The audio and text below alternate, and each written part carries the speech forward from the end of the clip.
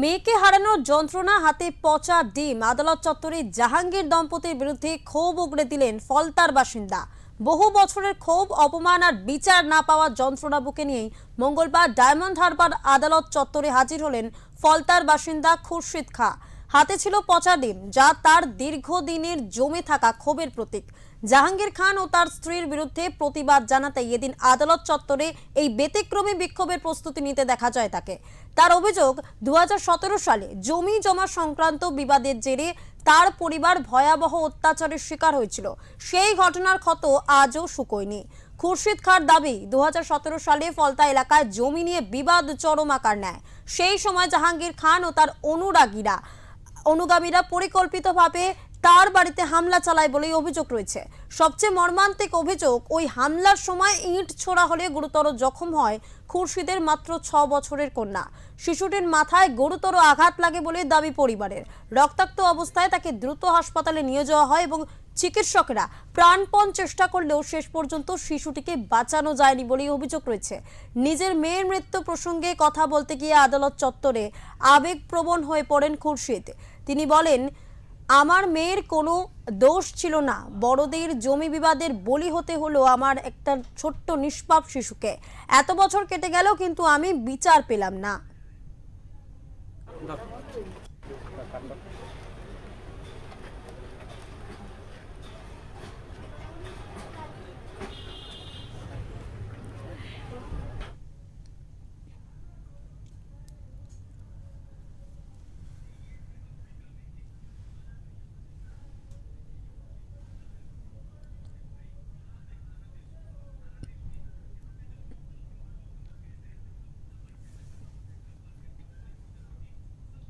এই বিষয়ে আমরা কথা বলবো আমাদের প্রতিনিধি শুভজিৎ দাসের সাথে।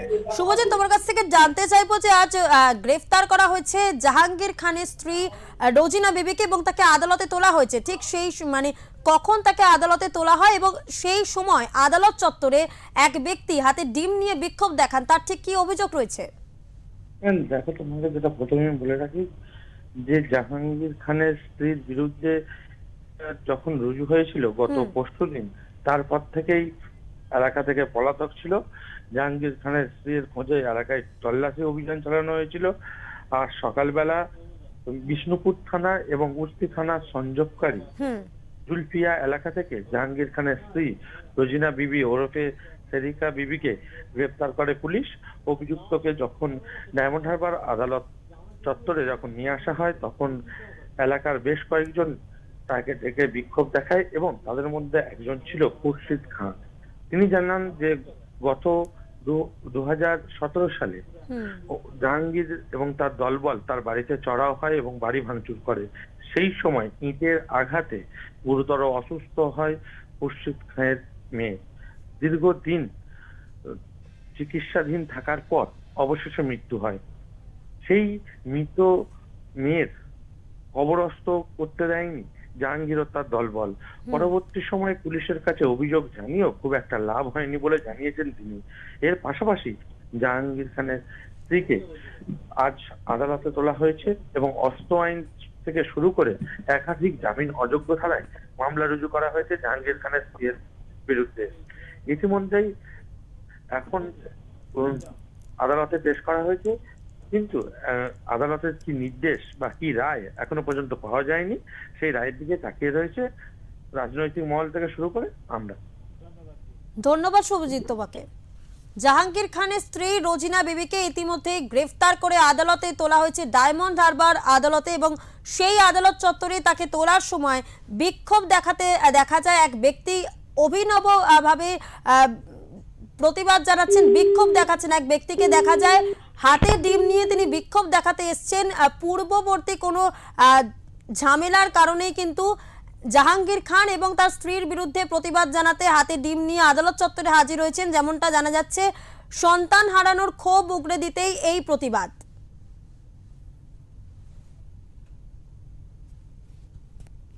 ওর অনেকদিন পালিয়ে বেড়াচ্ছে।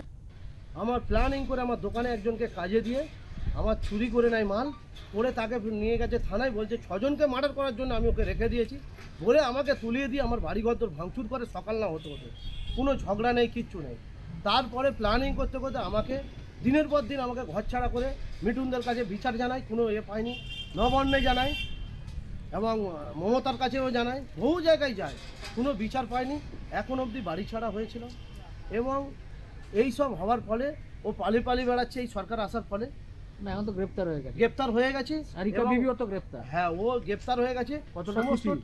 হ্যাঁ, কতটা খুশি দুজনে? আমি এখনো খুশি আছি মোটামুটি, এখন পুরোপুরি না।